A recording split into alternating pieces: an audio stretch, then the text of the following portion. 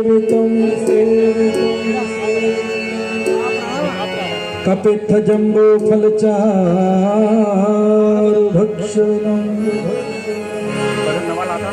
उमासुतं शोकविनाशकारकम्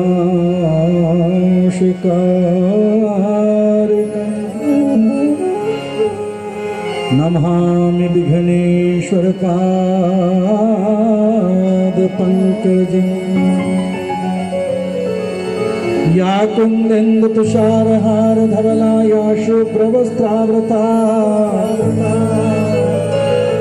या वीणावरदण्डमण्डितकरा या श्वेतपद्मासना या ब्रह्माच्युतशङ्करा प्रभृतिभिर्देवैः सदा वन्दिता सा मम पातु सरस्वती भगवती निःशेषजाड्यापहा कृष्णाय वासुदेवाय देवकी नंदनाय च नंदगोपकुमाराय श्री गोविंदाय नमो नमः। व्रजे प्रसिद्धं नवनीत चौरं गोपांगनानामदकूल चौरम् अनेक जन्मार्जित पाप चौरम् चौराग्रगण्यं सततं नमामि। सच्चिदानन्दरूपाय विश्वोत्पत्त्यादिहेतवे तापत्रयविनाशाय श्रीकृष्णाय वयं नमः। नमस्तुते व्यासविशालबुद्धये फुल्लारविन्दयदपत्रनेत्र तेन त्वया भारततैलपूर्णो प्रज्वालितो ज्ञानमया प्रदीपः मनोजवं मारुततुल्यवेगं जितेन्द्रियं बुद्धिमतां वरिष्ठं वातात्मजं वानरयूथमुख्यं श्रीरामदूतं शरणं प्रपद्ये। या देवी सर्वभूतेषु बुद्धिरूपेण संस्थिता नमस्तस्यै नमस्तस्यै नमस्तस्यै नमो नमः। गुरुर्ब्रह्मा गुरुर्विष्णु गुरुर्देवो महेश्वरा गुरुर्साक्षात् परं ब्रह्म तस्मै श्री गुरुवे नमः। अखण्डमण्डलाकारं व्याप्तं येन चराचरं तत्पदं दर्शितं येन तस्मै श्री गुरुवे नमः। कथा प्रारंभ होते हैं और आओ वीर हनुमान राम लखन और जानकी सदा करे कल्याण। वृंदावन के धाम का मर्म न जाने को डाल डाल और पात पात पे श्री राधे राधे हो। जय जय श्री वृंदारमन जय जय नवल किशोर जय गोपीचित चोर प्रभु जय जय माखन चोर। बोले श्रीमद् भागवत महापुराण की जय। कृष्ण कन्हैया लाल की जय। आओ श्रीमद् भागवत सप्ताह ज्ञान यज्ञ ये विशेष कृपा हमारे बाबू श्री गब्बू जी के ऊपर उनके पूरे परिवार के ऊपर और उनके साथ हम सब के ऊपर।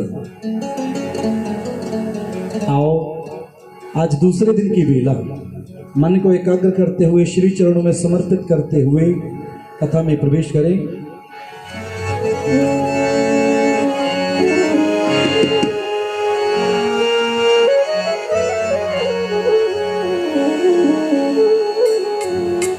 सारा जीवन श्याम आपके चरणों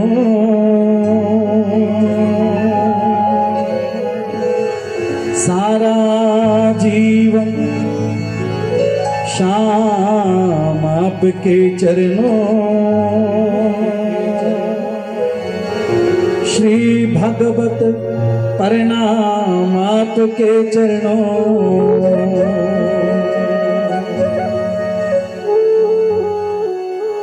सारा जीवन श्याम आपके चरणों में, सारा जीवन श्याम आपके चरणों में, सारा जीवन श्याम आपके चरणों में, सारा जीवन श्याम आपके चरणों में। श्री भगवत प्रणाम आपके चरणों में, श्री भगवत प्रणाम आपके चरणों में, सारा जीवन श्याम आपके चरणों में, सारा जीवन श्याम आपके चरणों में।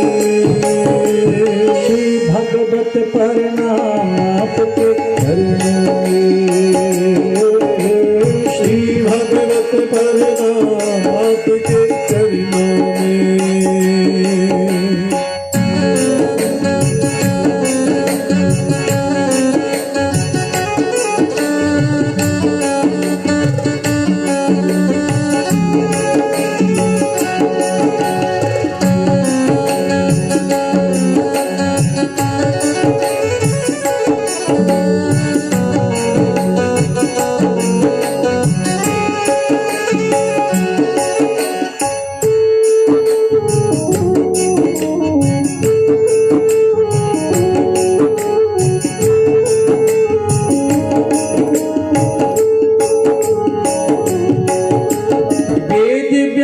की अमर कथा सुखदेव मुनि ने गाई है, सुखदेव मुनि ने गाई है, सुखदेव मुनि ने गाई है। जिसको सुनकर राज परीक्षित जग से मुक्ति पाई है, जग से मुक्ति पाई है, जग से मुक्ति पाई है। गुरु की कृपा महान आपके चरणों में, गुरु की कृपा महान आपके चरणों में। श्री भगवत प्रणाम आपके चरणों में, श्री भगवत प्रणाम आपके चरणों में।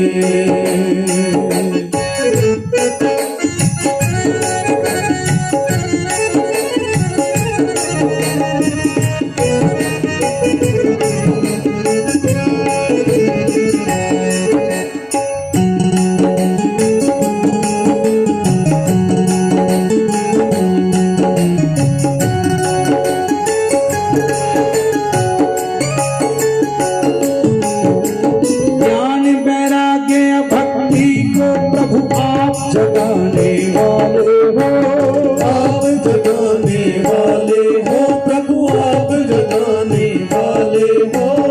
भक्त जनों के हितकारी तुम पाप मिटाने वाले हो, पाप मिटाने वाले हो, पाप मिटाने वाले हो। भक्त अनजान आपके चरणों में,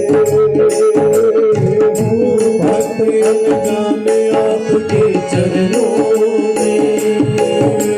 श्री भगवत प्रणाम आपके चरणों में, श्री भगवत प्रणाम आपके चरणों में। लग कर तेरे चरणों में प्रभु जीवन सफल बनाने हम, लग कर तेरे चरणों में प्रभु जीवन सफल बना ले हम। बैठ के नैया श्याम नाम की भव सागर कर जावे हम, बैठ के नैया श्याम नाम के भव सागर तर जाए हम।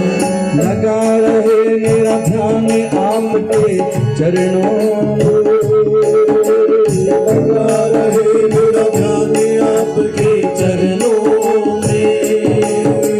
श्री भगवत प्रणाम आपके चरणों में, श्री भगवत प्रणाम आपके चरणों में। सारा जीवन श्याम आपके चरणों में, निशान आपके चरणों में। श्री भगवत प्रणाम आपके चरणों में।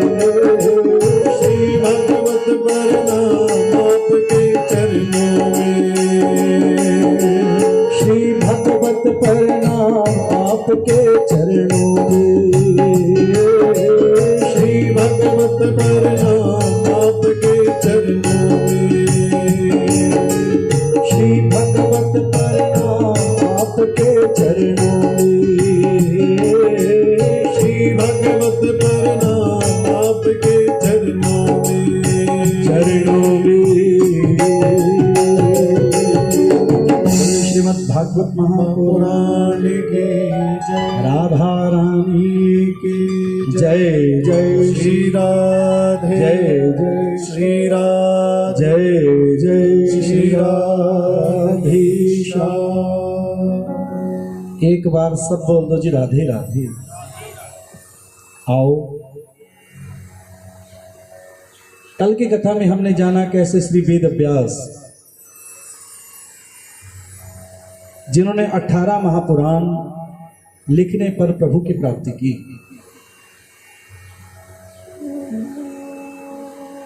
आज सूत जी महाराज शौनक आदि ऋषियों को ये पावन कथा सुना रहे हैं और शौनक जी के कुछ प्रश्न। गुरुदेव, मानव धर्म क्या है? हम सबका धर्म क्या है? कर्तव्य क्या है? क्योंकि ठाकुर की कृपा से जो जीव जगत में जन्मा उसका कुछ न कुछ धर्म है और धर्म के द्वारा उसको कर्म मिलेगा और कर्म के द्वारा उसको गति मिलेगी, मुक्ति मिलेगी। पहला प्रश्न पूछा, हमारा धर्म क्या है? क्योंकि सूत जी ये पावन कथा सुना रहे हैं नैमिषारण्य में शौनक आदि ऋषियों को कि मानव धर्म है कृष्ण की निष्काम भक्ति। किसकी? प्रभु की निष्काम भक्ति। मन में कोई चाह लेके भक्ति नहीं करनी चाहिए, मेरे को ये मिले ये मिले ये मिले। मन में चाह होनी चाहिए तो एक ही, उस ईश्वर की प्राप्ति। एक ही इच्छा होनी चाहिए सबकी। इस जन्म में अगर कुछ कर सकते हैं तो एक काम करे, उस कृष्ण से मिलना। और उसके लिए कोई कामना नहीं होनी चाहिए, ठाकुर आपकी पूजा करूंगा, व्रत करूंगा, मेरे को ये मिले ये मिले ये मिले, ऐसा कुछ नहीं होना चाहिए।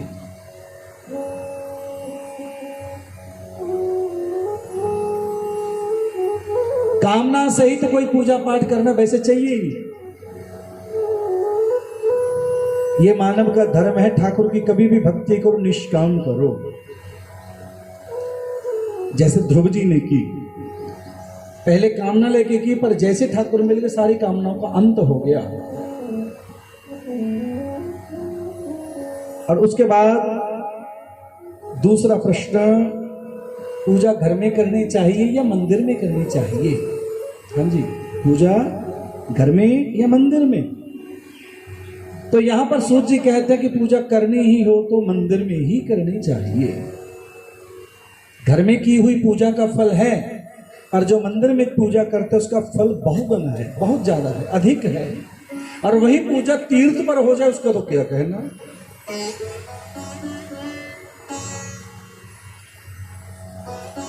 और अगला प्रश्न पूछा कि भगवान अजन्मे हैं तो जन्म क्यों लिया? ठाकुर तो अजन्मे हैं, फिर उनका जन्म? तो यहां पर सूत जी कहने लगे, शौनक आदि ऋषियों, भगवान का कभी जन्म नहीं होता, भगवान तो प्रगटते हैं कि भाई प्रगट कृपाला दीन दयाला। और दूसरी ओर यदा यदा ही धर्मस्य ग्लानिर्भवति भारत अभ्युत्थानम अधर्मस्य तदात्मानं सृजाम्यहम्। अर्जुन, जब पाप बढ़ता है, अत्याचार बढ़ता है, भगवान कहते तब मेरा अवतार होता है। इसलिए भगवान का कभी जन्म ही नहीं होता, भगवान प्रगटते हैं, अवतार लेते हैं। और अगला प्रश्न, भगवान के कितने अवतार? कि भगवान के 24। गोविंद ने 24 अवतार लिए। ये कुछ प्रश्नों के बाद श्रीमद् भागवत महापुराण दुर्योधन मृत्युशैया पर पड़ा है, उसकी जंघाओं को किसने तोड़ दिया था? बोलो, भीम। ये प्रश्न हो सकता है आज का। अब अंतिम घड़ी उसके सामने है, मानो कुछ ही मिनटों के बाद उसके प्राण निकलने वाले हैं। इतने में पहुंच गया वहां पर उसका परम मित्र अश्वत्थामा। दुर्योधन, बोलो भैया तेरे को क्या चाहिए? तेरी कौन सी इच्छा मैं पूरी करूं? तू मेरा दोस्त है, मेरा यार है, मेरा सबसे प्यारा है। दुर्योधन कहने लगा, रे अश्वत्थामा, अगर कुछ कर सकता तो एक काम कर दे। जिनके लिए मैंने अपना जीवन आज संकट में डाला हुआ है, अपना ही नहीं पूरे परिवार का, अगर उनको मरता हुआ देख लेता तो आज मेरे को शांति मिलती। अश्वत्थामा बोला, कोई चिंता नहीं, कुछ मिनट ठहर, मैं अभी गया और अभी आया। और जैसे वो गए और दूसरी ओर मेरे कृष्ण ने देखा कि वो आ रहा है, जानी जान मेरे श्याम सुंदर पांडवों से कहने लगे, पांडवों चलो कल की नीति बनाते हैं, थोड़ा विचरण करते हैं, घूमने चलते हैं। और जैसे उनको लेके गए ना जी, अश्वत्थामा पीछे आया, पांडवों के 5 पुत्र जो सोए पड़े थे सबको मार के अपने साथ ले गया। और जाकर जैसे पहुंचा दुर्योधन के पास, दुर्योधन ने एक ही कहा कि मैं भीम को देखना चाहता हूं, दिखा भीम लगता कैसा है। और जैसे पर्दा उठा तो क्या कहा, अरे देख तूने क्या कर दिया, ये 5 पांडव नहीं, ये तो 5 पांडवों के 5 बच्चे हैं, ये तूने अच्छा नहीं किया। इन बच्चों ने क्या बिगाड़ा था, ये तो निर्दोष हैं। क्योंकि भीम का पुत्र भीम जैसा, नकुल सहदेव का पुत्र उन जैसा, अर्जुन का पुत्र अर्जुन जैसा, और युधिष्ठिर जी का पुत्र युधिष्ठिर जैसा। इन बच्चों ने हमारा क्या बिगाड़ा था। और दूसरी ओर पांडवों को पता लग गया कि हमारे बच्चों को किसी ने मारा। कन्हैया कहने लगी, ये किसी और का काम नहीं, ये आपके गुरु के पुत्र का काम, उस ब्राह्मण का काम है। अब पकड़ लिया, उसको मारने लगे। देखो पांचाली, जैसे अश्वत्थामा को मारने लगे कहते, मुच्यताम मुच्यताम, छोड़ दो छोड़ दो, ऐशा ब्राह्मणों नितराम गुरु, ये ब्राह्मण है और आपके गुरु का पुत्र है, इसको ना मारो। प्रभु कहने लगे, अरे इतना बड़ा इसने पाप किया है, बच्चों को मारा, हम नहीं छोड़ेंगे इसको। जैसे सबको समझाया, कृष्ण कहने लगे, ठीक है इसको नहीं मारेंगे, पर इसको सजा भी ऐसी देंगे ये अपने आप ही मर जाएगा। क्या किया, कहते ब्राह्मण का अपमान कर दो वो मर ही जाता है। 5 चोटी रख दी, इसके मस्तक में मणि है, वो मणि निकाल ली कि जा। अश्वत्थामा ने सोचा, रे मेरा अपमान कर दिया। 5 ब्रह्मास्त्र छोड़े 5 पांडवों के ऊपर। कन्हैया ने उन सबको रोका। एक ब्रह्मास्त्र छोड़ा, इनकी पुत्र वधू उत्तरा, अभिमन्यु की पत्नी, जैसे उसके ऊपर ब्रह्मास्त्र चला ना जी, उसने तो हाथ जोड़ दिए। ठाकुर, मेरे पति चले गए, मैंने आपसे कुछ नहीं कहा, मेरे बच्चे को कुछ होगा मैं आपको कुछ नहीं कहूंगी, पर ये दुनिया वाले कहेंगे, अरे उत्तरा, अरे तेरा तो कृष्ण था, तेरा तो सारा कुछ कौन था, कृष्ण था। ठाकुर, इसमें मेरी हंसी नहीं होगी, तेरी हंसी होगी। इतनी स्तुति सुनते ही एक बड़ा पावन श्लोक जो कि रोज हम सबको गाना चाहिए, कृष्णाय वासुदेवा हरे परमात्मने नमः पंकजनाभा नमः पंकजमालिने। प्रभु प्रणत क्लेश नाशाय, मेरे क्लेश को दूर करो, दुख को दूर करो। और भगवान ने प्रार्थना सुनी। देखो उसके गर्भ में कवच बन के पहुंच चुके हैं। क्या बन गए? कवच। और जैसे उसके गर्भ में जो जातक है उसने देखा ये पीतांबर ओढ़े हुए कौन आ चुके हैं? शंख चक्र गदा और पद्म। धन्य है वो बालक जिसने जन्म से पहले प्रभु को देख लिया, जिसको पाने के लिए कई हजार वर्ष का हमारे को तब करना पड़ता, तब भी मिले ना मिले, और उनको तो पहले मिल गए। भगवान ने उस जातक को बचाया, पांडवों को बचाया। अश्वत्थामा आज भी मल्लम का कटोरा लेके घूमते फिर रहे हैं हरियाणा में, और हरियाणा में पिहिवा। आज भी मल्लम का कटोरा, अरे मेरे कोई इस जख्म को भर दो। पर जिसने छोटे बच्चों को मारा उसके जख्म को कौन भर सकता है? क्योंकि अष्ट चिरंजीव हैं, उनमें एक अश्वत्थामा जो आज भी अजर और अमर है। जैसे हनुमान जी महाराज, वेद व्यास जी महाराज, अश्वत्थामा, भीषण, कृपाचार्य, मार्कंडेय और परशुराम, बलि, ये आज भी अजर और अमर हैं। रोज इनका नाम लेने पर समृद्धि मिलती है, मन की इच्छा पूरी होती है। तो आज उस जातक का जन्म हुआ। उत्तरा के गर्भ से जैसे जातक ने जन्म लिया, इसका नाम रखा गया विष्णुरात। क्या नाम रखा जी? विष्णुरात। पर ये देख रहा है वो मेरे प्रभु कहां चले गए, और जिनको देखने पर मेरे को परमानंद मिला, जो गर्भ में मैंने देखा वो कहां गए? ये चारों ओर देख रहे हैं, वो दिखाई नहीं दे रहे। जिसको गर्भ में देखा चारों ओर को कहते हैं संस्कृत में परितः। चारों ओर को कहते हैं परितः, और देखने को कहते हैं इक्षितः। परितः इक्षितः इति। बोलिए परीक्षित जी महाराज की। राजा परीक्षित, कौरव पांडव युद्ध हुआ और युद्ध में सत्यता की जीत हुई। पांडव भगवान श्री कृष्ण के साथ गोलोक धाम को गए और जाते जाते राजगद्दी दे गए। किसको? राजा परीक्षित को। बेटा एक बात का ध्यान करना, कभी पाप तो करना तो दूर, पाप होते देखना भी नहीं।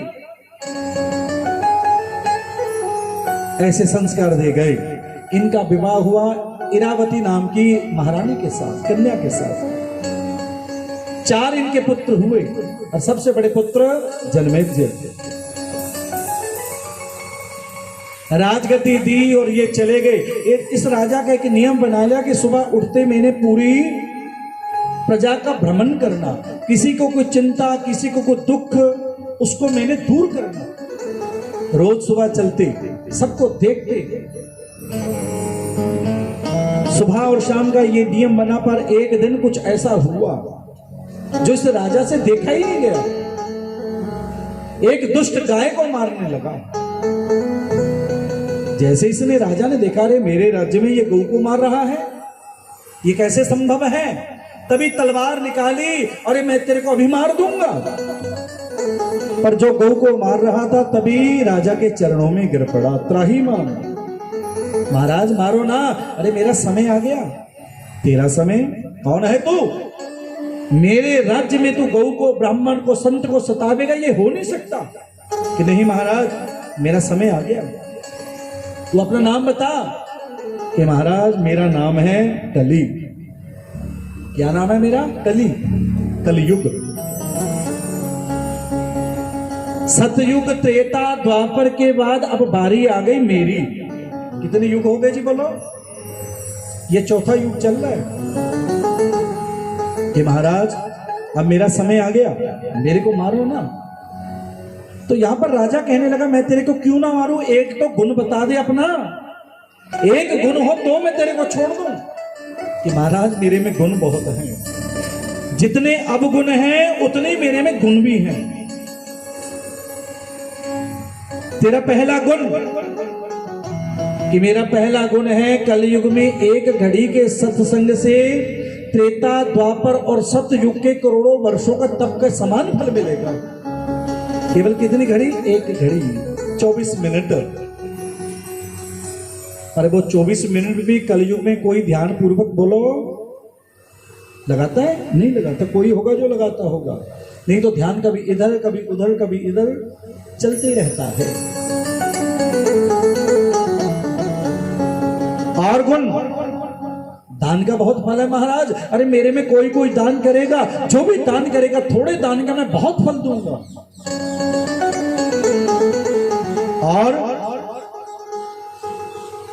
अपने घर में परिवार की सेवा करेगा, माता पिता की सेवा करेगा, उसका फल मैं बहुत दूंगा। और यहां तक कि भगवान की पूजा से अधिक फल मैं वो दूंगा।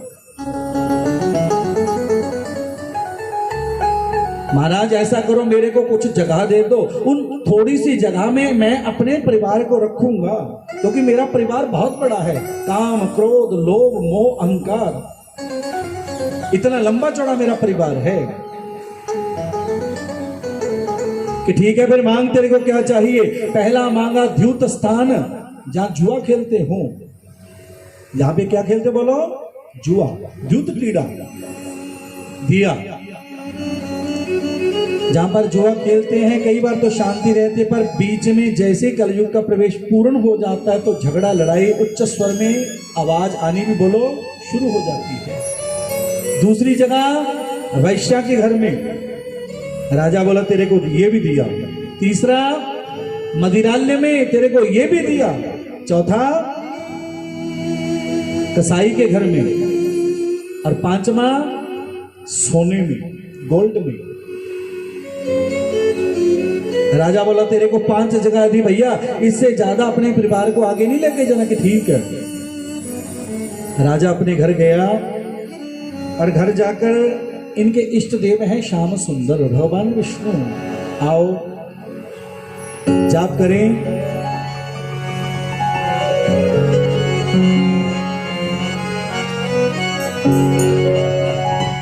श्री कृष्ण गोविंद हरे मुरारी, हे नाथ नारायण वासुदेव। बोलो श्री कृष्ण गोविंद हरे मुरारी, हे नाथ नारायण वासुदेव।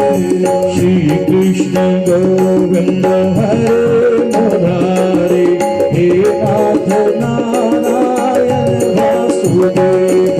श्री कृष्ण गोविंद हरे मुरारी, हे नाथ नारायण वासुदेव। हे नाथ नारायण वासुदेव, हे नाथ नारायण वासुदेव। बोलो हे नाथ नारायण वासुदेव, हे नाथ नारायण वासुदेव। बोलो श्री कृष्ण गोविंद हरे मुरारी, हे नाथ नारायण वासुदेव। बोलो श्री कृष्ण गोविंद काली हरे मुरारी, हे नाथ नारायण वासुदेव। हरे कृष्णा कृष्णा कृष्णा हरे हरे। हरे कृष्णा कृष्णा कृष्णा हरे हरे। हरे राम राम राम हरे हरे। हरे राम हरे राम हरे राम हरे राम। हरे राम राम राम हरे हरे। हरे राम हरे राम हरे राम हरे हरे। हरे कृष्णा कृष्णा कृष्णा हरे हरे। हरे कृष्णा हरे हरे। हे श्री कृष्ण गोविंद हरे मुरारी, हे नाथ नारायण वासुदेव। श्री कृष्ण गोविंद हरे हे नाथ नारायण वासुदेव।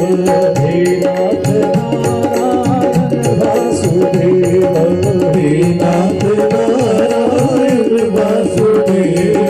हे नाथ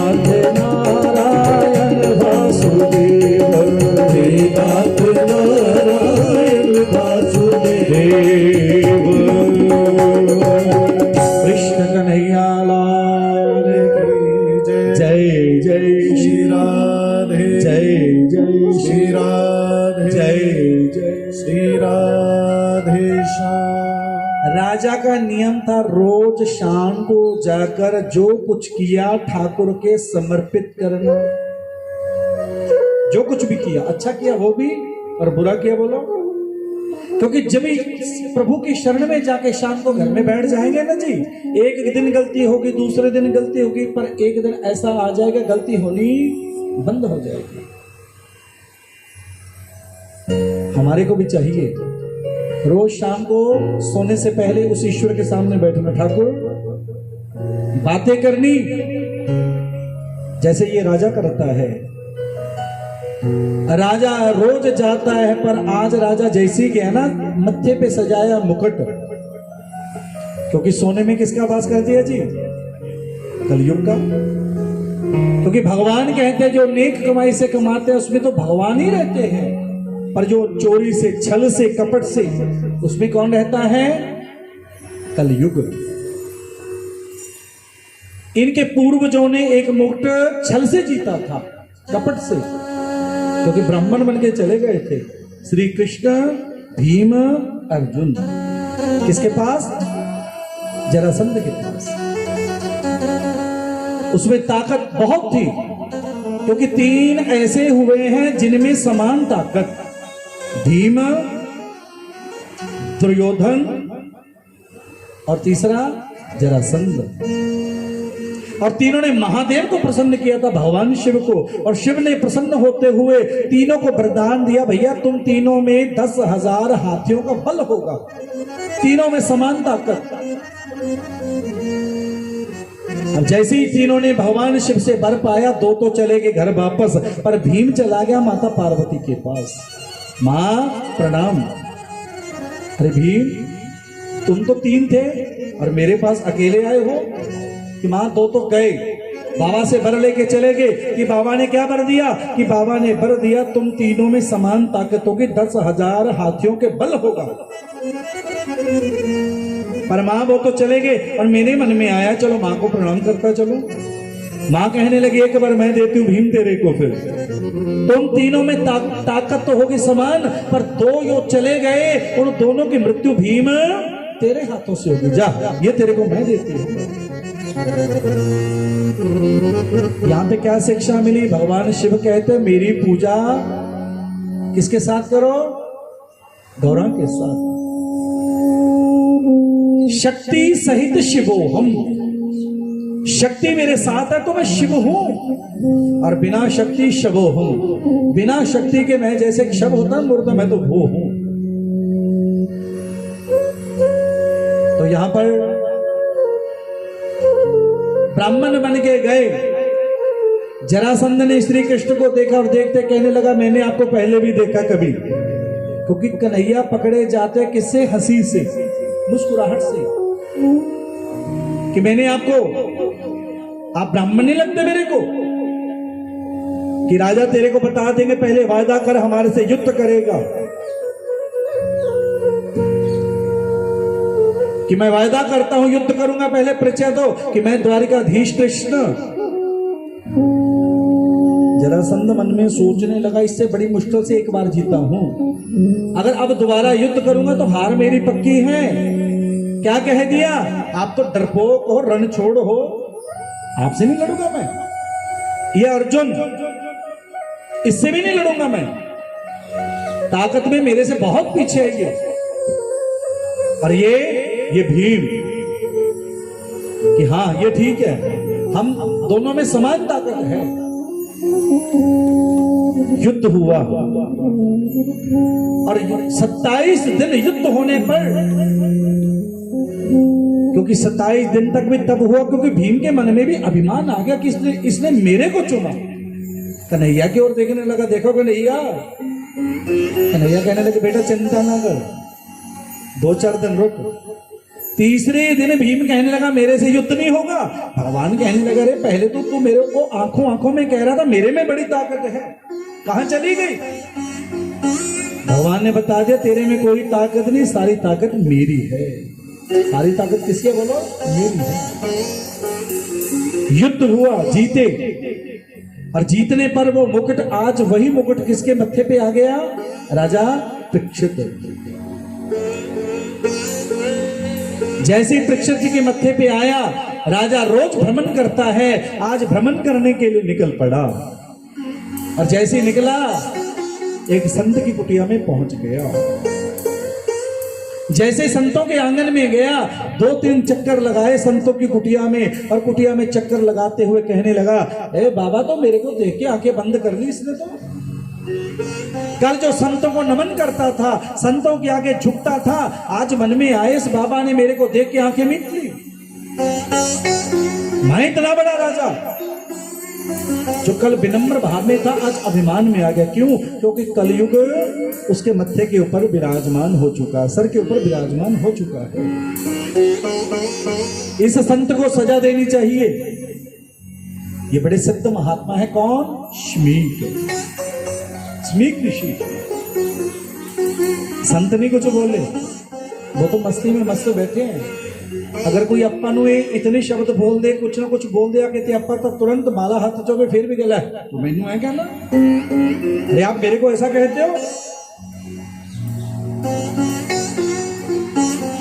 क्योंकि यहां पर कहा गया है, निंदा करनी बहुत बड़ा पाप है, निंदा सुनना बहुत बड़ा पुण्य है। निंदा करनी तो बहुत बड़ा भैया पाप है, पर उसको सुनना बड़ा पुण्य है। आप क्यों को निंदा करे और सुनो, कलयुग में कोई होगा जो सुनेगा। नहीं तो 2 शब्द कहोगे, 4 तुरंत वापस डबल।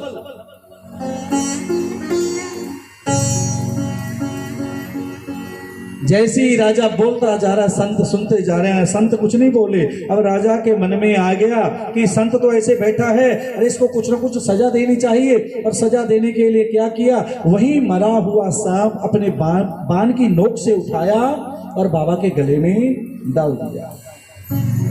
संत फिर भी नहीं कुछ बोले।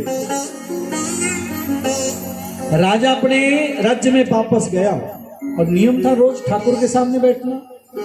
आज भी मुकुट उतारा, ठाकुर के सामने बैठा, और जैसे पता लगा कि आज तो मेरे से बहुत बड़ी गलती हो गई, एक संत का अपमान, प्रभु इसकी सजा दो आज मेरे को, कल से ऐसी गलती मैं ना करूं, आज तो बहुत बड़ी गलती हो गई, ठाकुर इसकी सजा दो। राजा बैठ गया प्रभु के चरणों में, और दूसरी ओर स्मीक के पुत्र सिंगी खेल रहे थे। और खेलते खेलते बच्चों ने बताया, अरे तू यहाँ पर खेल रहा है, अरे तेरे पिता के गले में किसी ने मरा हुआ सांप डाल दिया है। अब तो क्या था, रोने लगे। जैसे सिंगी रोने लगे ना जी, अब रोते रोते क्रोध बढ़ रहा है, क्योंकि क्रोधात भक्ति सम्मोहा, जब गुस्सा बढ़ता है बुद्धि क्या हो जाती है, खत्म, सोचने की शक्ति खत्म हो जाती है। क्रोध चीज ही ऐसी है। पर क्रोध का एक बहुत बड़ा उपाय है। किसी को भी सामने वाले को गुस्सा आवे ना जी, तो तुरंत एक पानी का गिलास लो, के लो पहले पानी पी लो जी, बाद में लड़ेंगे। अगर उसने पूरा पानी पी लिया, वो आपसे नहीं लड़ेगा।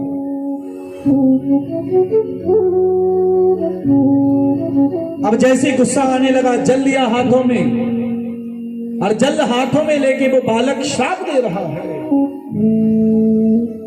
सारी पृथ्वी कांपने लगी, थर थर कांपने लगी। पता नहीं ये बालक क्या बोल दे, इसके मन में क्या आ जावे, क्योंकि ब्रह्म बालक है, ब्राह्मण बालक है। और उसने क्या शाप दिया, इति लंघित मर्यादम तक्षका सप्तमेहनि। और जिसने भी ये मर्यादा का उल्लंघन किया, चाहे वो कोई भी है, चाहे वो कोई भी है, तक्षक नाग के डसने से 7वें दिन उसकी मृत्यु हो जाए। अब रोता रोता आ गया पिता के पास। पिता ने पूछा, रे तू क्यों रो रहा बालक? कि पिताजी आपके गले में किसी ने मरा हुआ सांप डाल दिया। अरे फिर क्या हुआ? संतों ने उतार के रख दिया। तू क्यों रो रहा है? कि पिताजी नहीं, अरे मैं रो भी रहा हूं और मेरे मन में क्रोध भी आ रहा है, और जिसने भी ये पाप किया है 7वें दिन उसकी मौत होगी तक्षक नाग से। संतों ने अपने पुत्र के मुख को ढक लिया। अरे तू ये ना बोल कि पिताजी मैंने तो श्राप दे दिया। पुत्र ने शाप दिया और पिताजी बड़े पछता रहे हैं, अरे तूने ये क्या कर दिया। वो तो राजा बड़ा धर्मात्मा राजा है, संत है, भगवान का बड़ा प्यारा है। अरे ये तुमने अच्छा नहीं किया। संत को ज्ञान है मेरे पुत्र का दिया हुआ श्राप झूठा नहीं जाइए तो सत्य होगा। संतों ने अपने चेले को भेजा, जा चेला गौरमुख राजा को सुचेत कर किया कि राजा तेरे पास 7 दिन बचे हैं, भला कर ले, कुछ कर सकता है अपना, क्योंकि सांप के डसे से मुक्ति नहीं मिलती, भला कर। जैसी चेला पहुंचा, इधर तो चरणों में बैठे हैं प्रभु के, और चरणों में बैठे हुए एक ही बात दोहरा रहे हैं,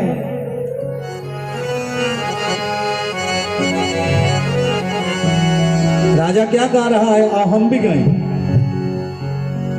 हो जहां ले चलो गे बहीं मैं चलूंगा, जहाँ ले चलोगे वहीं मैं चलूंगा, जहां ले चलोगे बहीं मैं चलूंगा, जहाँ ले चलोगे वहीं मैं चलूंगा, जहां लात रखे लोगे, नाथ रख लोगे, जहां लात रखे लोगे, जहाँ नाथ रख लोगे, वहीं मैं रहूंगा, जहाँ ले चलोगे वहीं मैं चलूंगा, जहाँ ले चलोगे वहीं मैं चलूंगा। जय हो सारी की सेवा।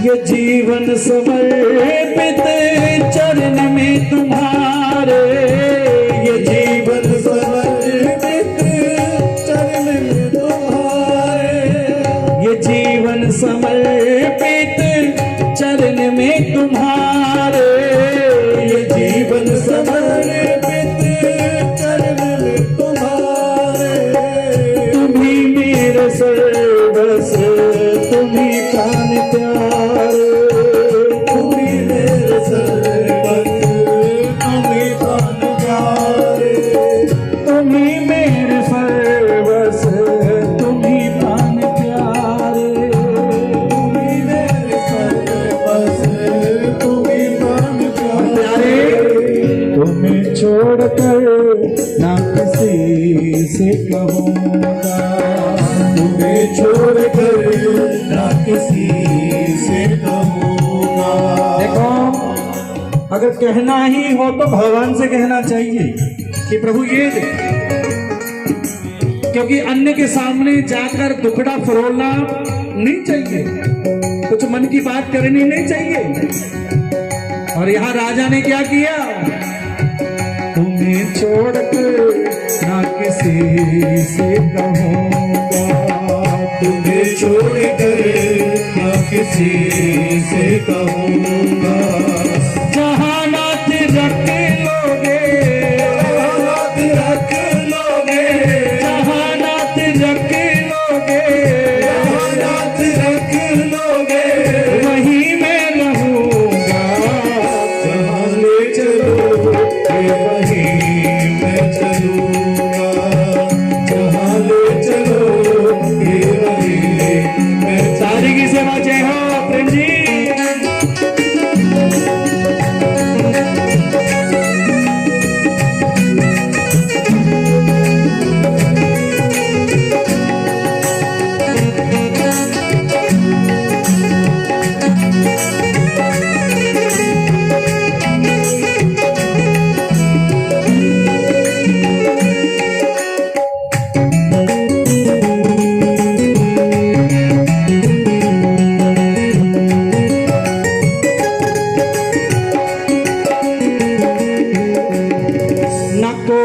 उलाहना न कोई है अर्जी, न कोई बुलाना, न कोई है अर्जी, न कोई उलाहना न कोई है अर्जी, न कोई बुलाना, न कोई है अर्जी।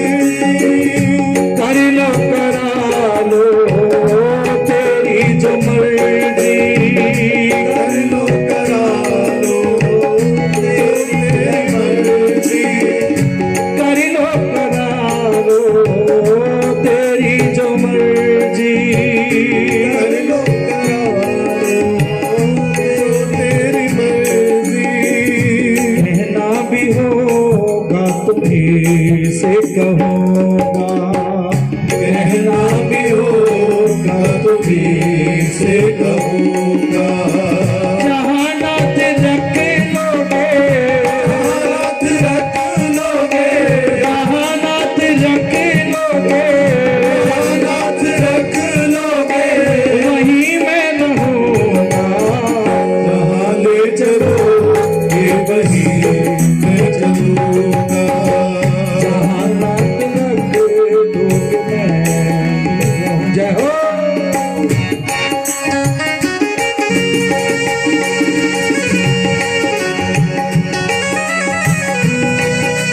ताली की सेवा।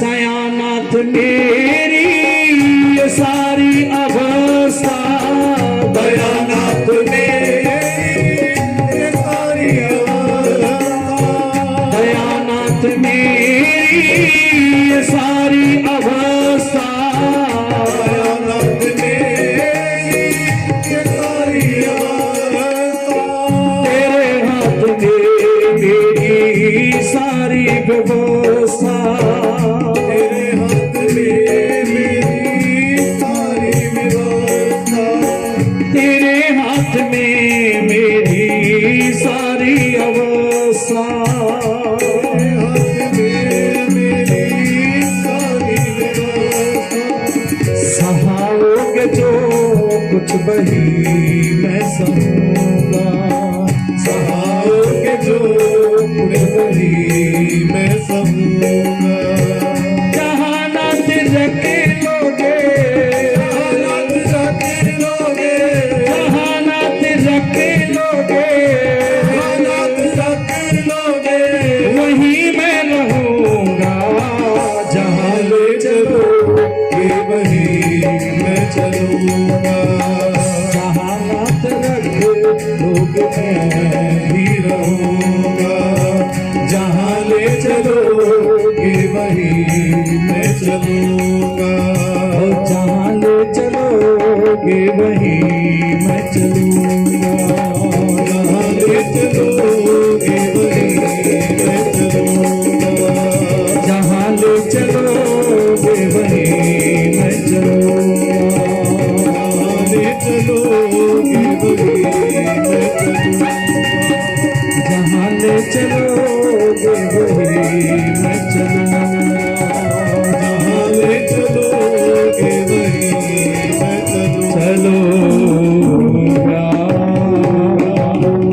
कृष्ण कन्हैया लाल की जय जय राधे, जय जय राधे, जय जय।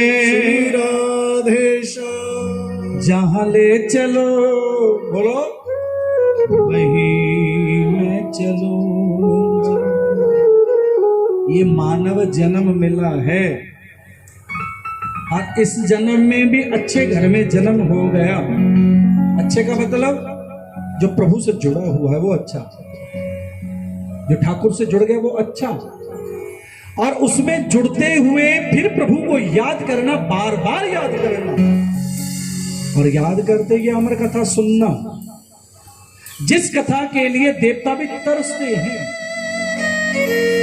क्योंकि कलयुग में सब कुछ मिलेगा, नहीं मिलेगी तो ये भागवत की अमर कथा। ये कल्प वृक्ष है जी, इसकी शरण में आकर बैठने का पर प्रभु की प्राप्ति निश्चित। कल बताया तो उसके कुछ नियम, उसके कुछ क्या है नियम, और नियम भी बड़े सरल हैं। एकाग्रचित होके बैठना, शांत रहना, कम खाना, और कम तो क्या खाना यहां पर तो जय श्री राम, और कम खाते हुए 12 अक्षर मंत्र का जाप करना, ओम नमो भगवते वासुदेवाय। ब्रह्मचर्य का पालन करना, शुद्ध रहना, शांत रहना, गुस्सा तो आना ही नहीं।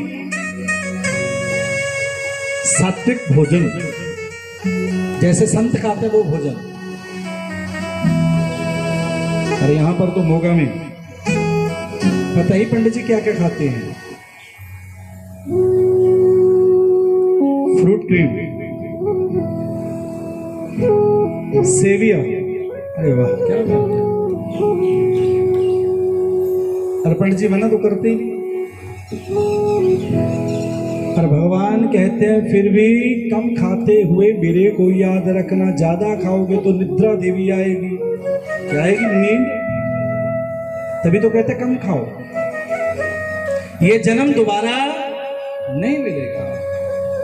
जितना मिला है उतना प्रभु के समर्पित करना। प्रभु मैं तेरा और तू, बस और कुछ नहीं। यहाँ पे आप ही मेरे सच्चे प्रियतम हो, आप ही मेरे सच्चे साथी हो, आप ही हमारे पति हो। हम सबका पति कौन है जी? बोलो भगवान।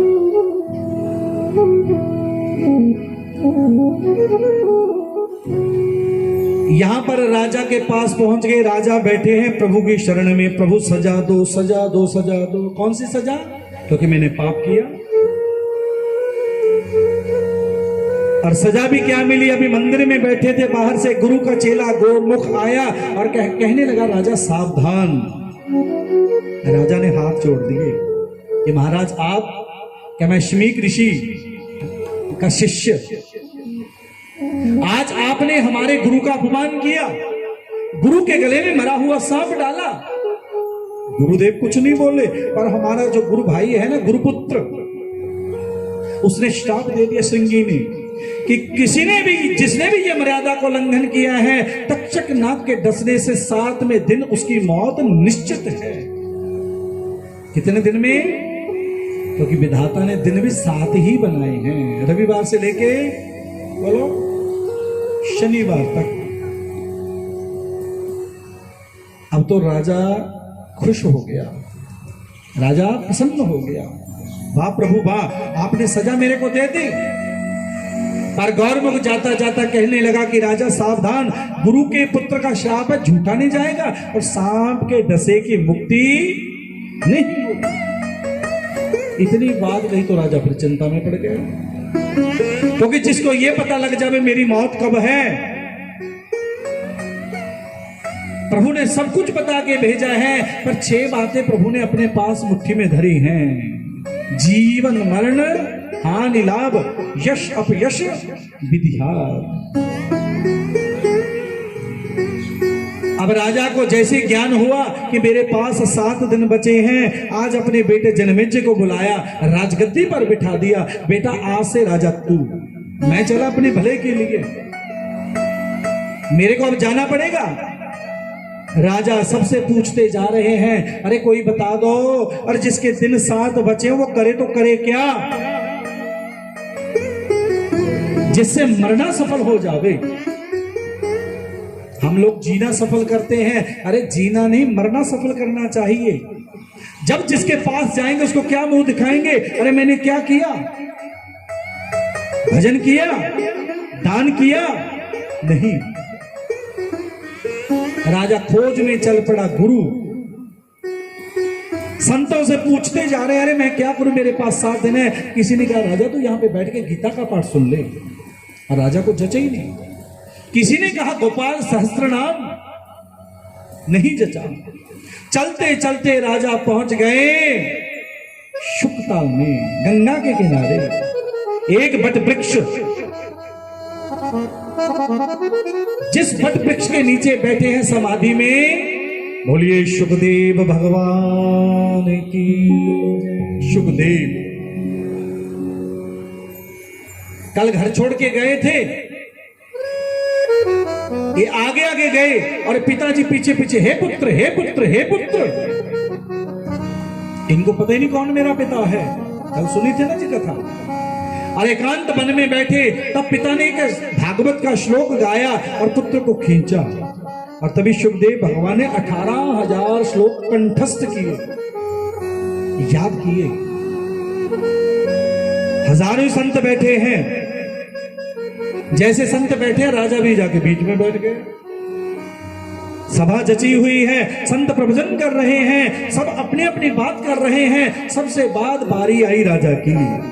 राजा ने हाथ जोड़ लिए, गुरुदेव मैंने देख लिया, और देखने के बाद आज एक ही निर्णय किया, आप हो जो मेरे को भव से पार उतार सकते हो। मैं भव में डूब चुका हूं। गुरु कहने लगे, बेटा कौन हो आप, आओ बैठो। आसन दिया, बिठाया कि मैं राजा परीक्षित। संत का अपमान किया, तक्षक नाग गले में डाला, और मेरी आज मौत, 7 दिन मेरे पास बचे हैं, क्या करूं मैं। संत हंसने लगे, अरे तेरे को तो पता लग गया, पर जो जीव आता है मौत उसके साथ ही आती है, मृत्यु उसकी साथ ही आती है। तो क्यों डरता है मृत्यु से? क्योंकि जीव की 2 सच्चाई हैं। 2 सच्चाइयों को जो जान जाता है वो भव से पार उतर जाता है। पहली सच्चाई राम नाम सत्य। पहली सच्चाई क्या है जी, बोलो? उस ईश्वर का नाम सत्य। और दूसरी सच्चाई है जीना झूठ और मरना भी सत्य। राजा क्यों डरता है तू, बैठ मेरे सामने। आसन दिया, राजा को शांति मिली। ये संत हैं, ये भगवंत हैं, ये मेरे को भव से पार उतारेंगे। राजा पहले मैं तेरे को गुरु मंत्र देता हूं, ध्यान लगा, आंखें बंद कर। आज गुरु मंत्र मिल रहा है, आंखें बंद की। और गुरु मंत्र कौन सा दिया? 12 अक्षर मंत्र। ओम नमो भगवते, बोलो, वासुदेव। आज गुरु मंत्र मिला। राजा तेरे पास 5 ज्ञान इंद्रिय हैं, 5 कर्म इंद्रिय हैं, उनको अपने काबू में कर। क्योंकि जब गुरु गुरु मंत्र देते हैं, सिखाते हैं, ज्ञान इंद्रिय कौन कौन सी, जहां से इस काया को ज्ञान मिलता है, सबसे पहले ज्ञान इंद्रिय है ये आंख। कौन सी बोलो? आंख। ये क्या ज्ञान देती है? यही है जो रास्ता दिखाती है, उस प्रभु से मिलाती है। और यही है जो नरक में लेके जाती है, और यही है जो स्वर्ग में लेके जाती है। इसी से राम अंदर जाते हैं, और इसी से काम अंदर जाता है। राम भी इसी से, काम भी इसी से।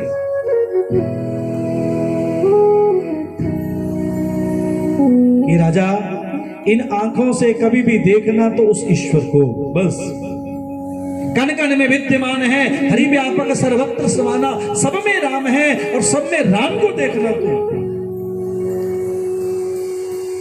और दूसरी ये कान, इन कानों में जब भी नाम पड़े उस ईश्वर का, उस राम का, यदि भव से पार जाना है। और जगत की बातों को ना सुनना। ये दुनिया वाले झूठी बातें करते हैं, पर जो राम का नाम है वही सच्चा है। इसमें क्या पड़े? केवल राम का नाम।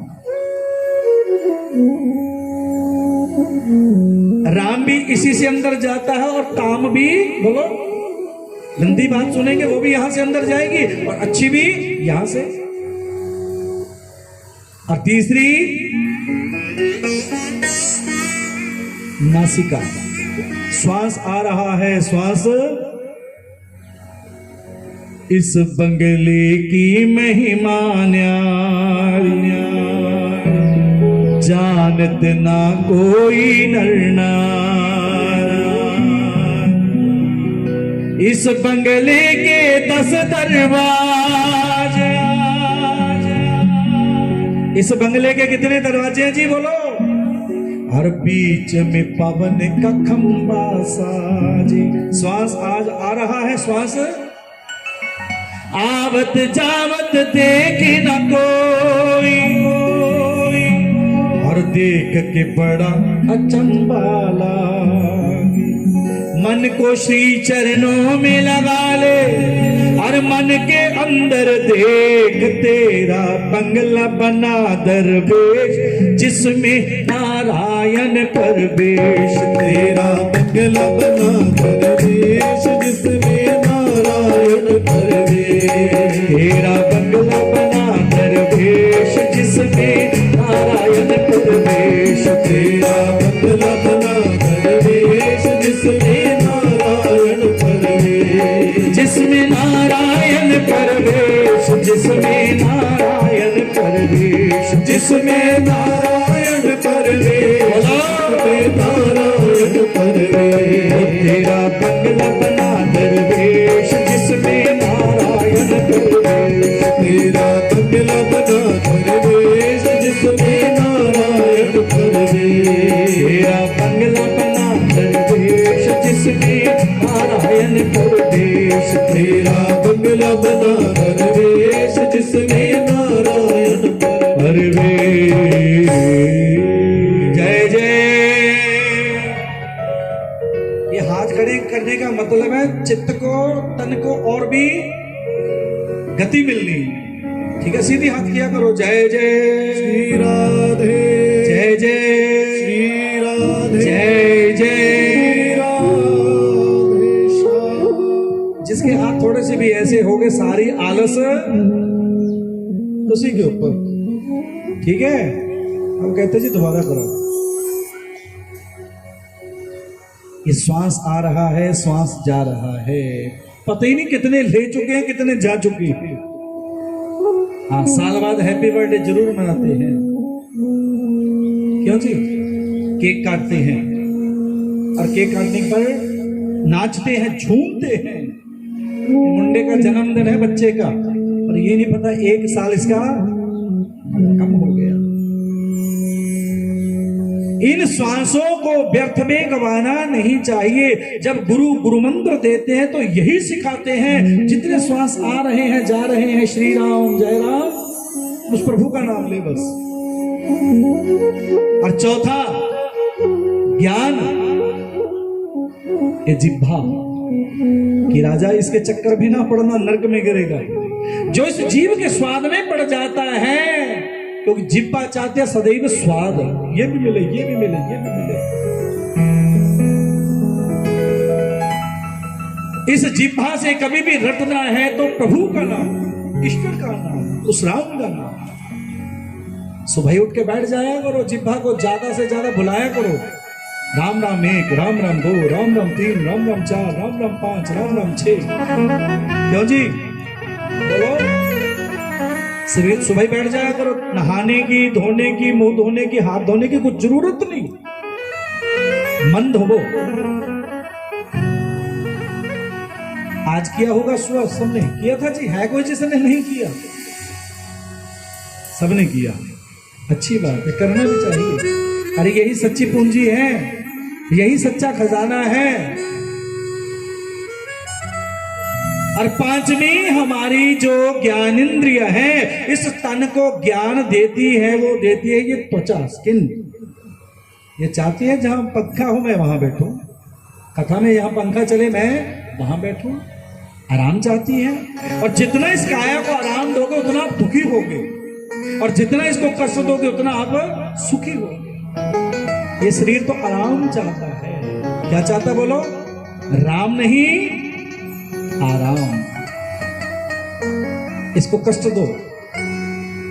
और 5 हमारी कर्मेंद्रिय हैं, और जिनसे इस काया से हम काम करवाते हैं। हाथ काम करते कि नहीं करते बोलो? पैर, मुंह भी काम करता है।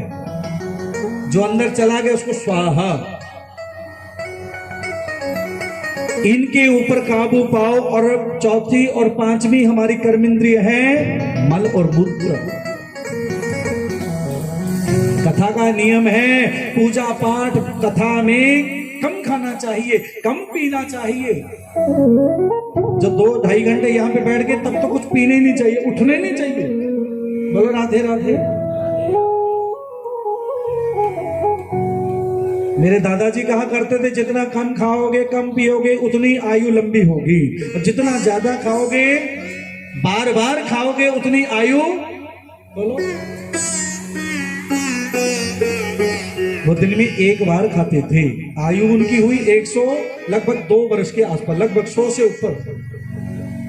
100 साल की आयु में बिना ऐनक के वो भागवत जी का पाठ करते थे रोज रात को 12 बजे। 100 साल बिना ऐनक के। कम खाओ,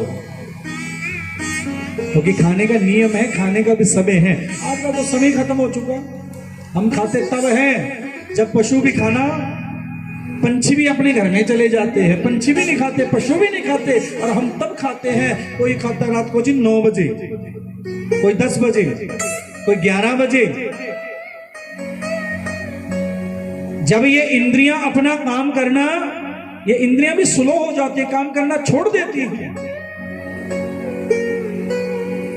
शास्त्र कहता है जब 7 बज जावे उसके बाद कुछ भी खाना, बोलो बोलो राधे राधे। ई करिए जी, दुकान से नहीं आते, लेट आते हैं। भगवान कहते हैं सब कुछ छोड़ के समय पे भोजन और भजन करो, समय पे, क्योंकि अनमोल तेरा जीवन यूं ही गवा रहा है। किसे और तेरी मंजिल तू किसे और जा रहा है। हमारी मंजिल क्या है जी, बोलो? उस ईश्वर को पाना, उस प्रभु को पाना।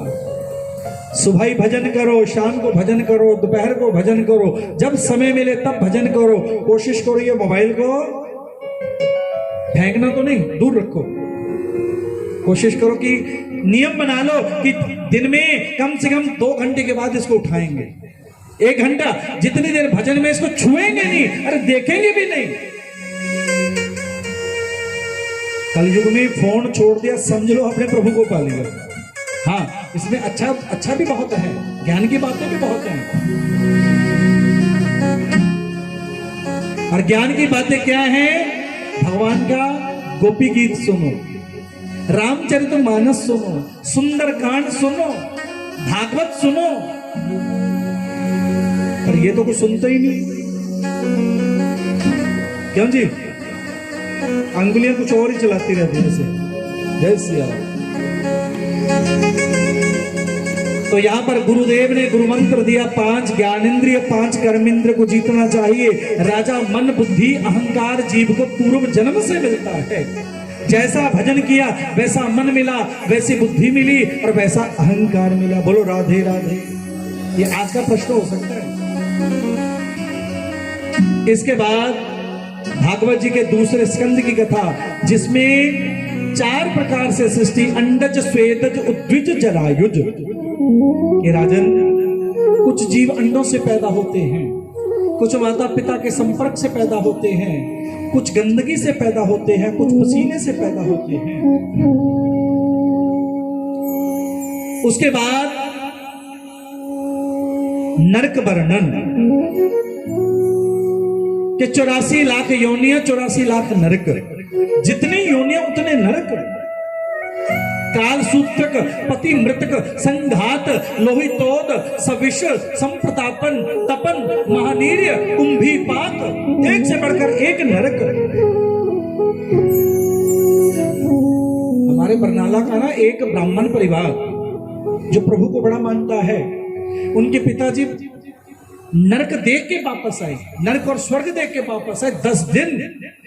और 10वें दिन यम के दूत कहने लगे, अरे ये तो गलत बंदा उठा रहा है तुम। कितने दिन? 10 दिन। आप कहोगे 10 दिन और उसकी काया फिर कैसे रही?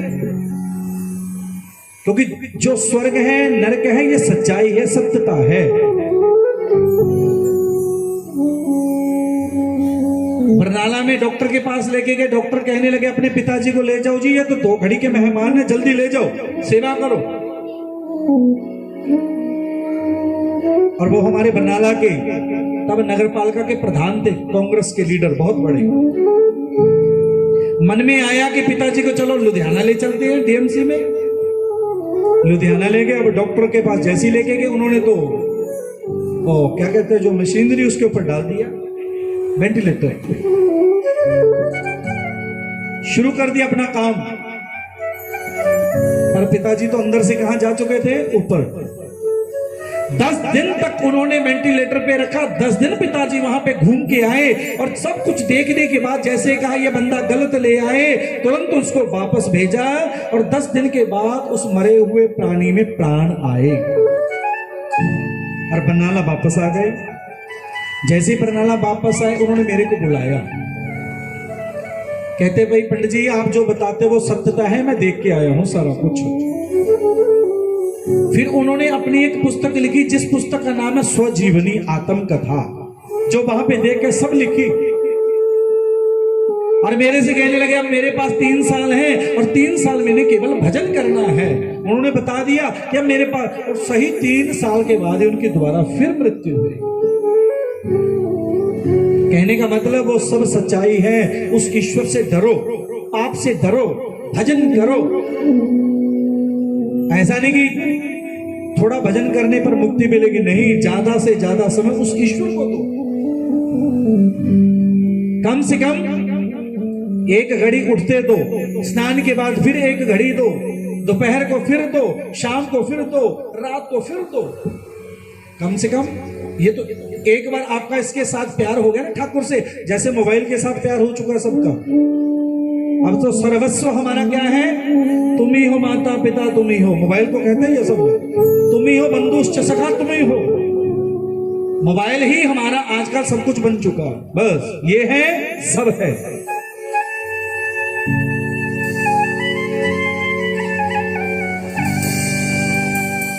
नरक का वर्णन सुनाया। इसके बाद भागवत जी का 3रा स्कंद, जिसमें विदुर और विदुरानी की कथा। विदुर बड़े संत, ऐसे संत आज ये समझा रहे हैं, दुर्योधन पांडव तेरे भाई हैं, अरे उनको कुछ ना कुछ तो दे दो।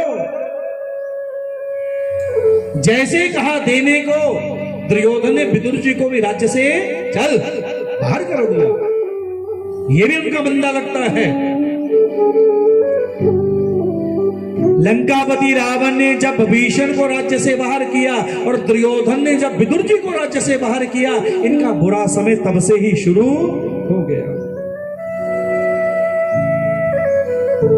और विदुर जी आए और विदुरानी के साथ एक संकल्प किया। और संकल्प क्या किया, 12 वर्ष का एक व्रत करते हैं, मौन व्रत।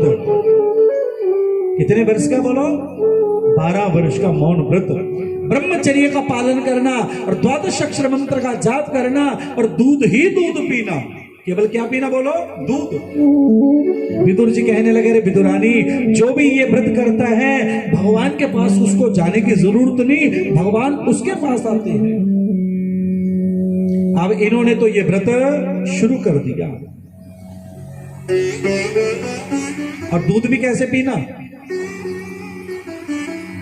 आजकल तो दूध को भी जीव ना स्वाद में बदल देते हैं। स्वाद कैसा जी बोलो, चीनी डालो, ये डालो, ये डालो। अरे दूध तो खुद अमृत है, उसके साथ छेड़छाड़ करनी, बोलो जैसा है उसको वैसे पियो।